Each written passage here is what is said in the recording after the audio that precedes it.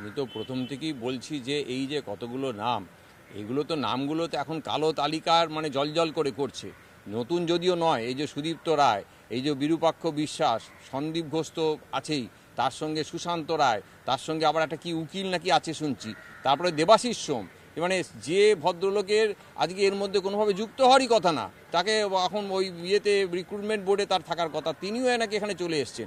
এবং সেদিনকে আপনারা টিভি নাইনে যেটা দেখিয়েছেন, ওটা তো দেখে মনে হচ্ছে মেলা। এরকম একটা ভয়ঙ্কর ঘটনা ঘটলো, সেখানে পুলিশের টোটালিটিতে কর্ডন করে দেওয়া দরকার, সেইখানে তাদেরকে এরকমভাবে অ্যালাউ করা হলো এবং তারপরে তারা মিটিং করছেন, আলোচনা করছেন, কিন্তু সবই করছেন, কিন্তু বাবা মা যাতে দ্রুত বডিটাকে দেখতে পারেন, দ্রুত মেয়েকে দেখতে পারেন, তার কোনো ব্যবস্থা করছেন না।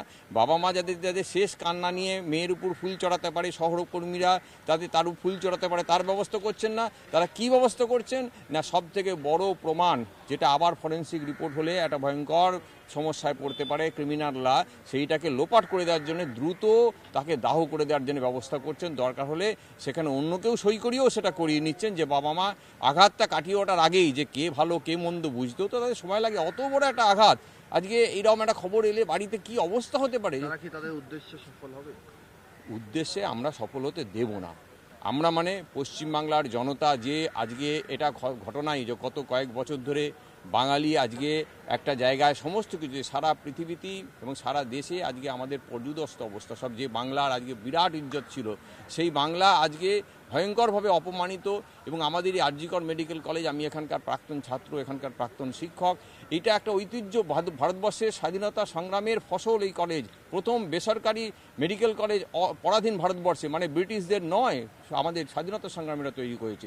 সেইখানে চেতনায় যে আঘাত পড়েছে, আমার দৃঢ় ধারণা, আমরা তো বটেই, আমরা আজকে এখানে জয়েন্ট প্ল্যাটফর্ম অফ ডক্টরসের পক্ষ থেকে অবস্থান শুরু করছি, জুনিয়র ডাক্তার আগে থেকেই করছিল, আমরা আজকে নির্দিষ্ট দিনের সময় আমরা অবস্থান শুরু করছি।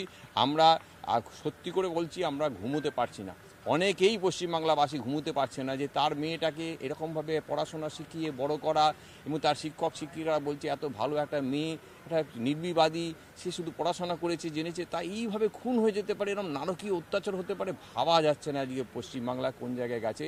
এই সামগ্রীটার সমুৎকলে উৎপাটন করেই আমাদের দায়িত্ব শেষ করতে হবে। এবং আমার আশা পশ্চিমবাংলাবাসী সে সম্বন্ধে সচেতন, এবং আমরা চিকিৎসক সমাজ তাদের সঙ্গে নয়, আমরা চাইছি তাদের সামনে থেকে এটাকে আমরা নেতৃত্ব দিই। এবারে ভাবুন যে তাহলে এত মানুষের, বাংলার মানুষ ভরসা করবে তাহলে কাকে?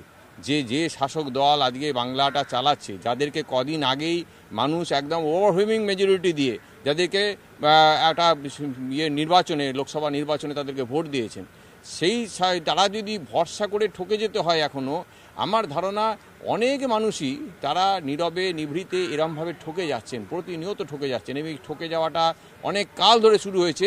আজকে এই ঘটনাটার মধ্যে দিয়ে কিন্তু সবটা সারফেসে আসছে।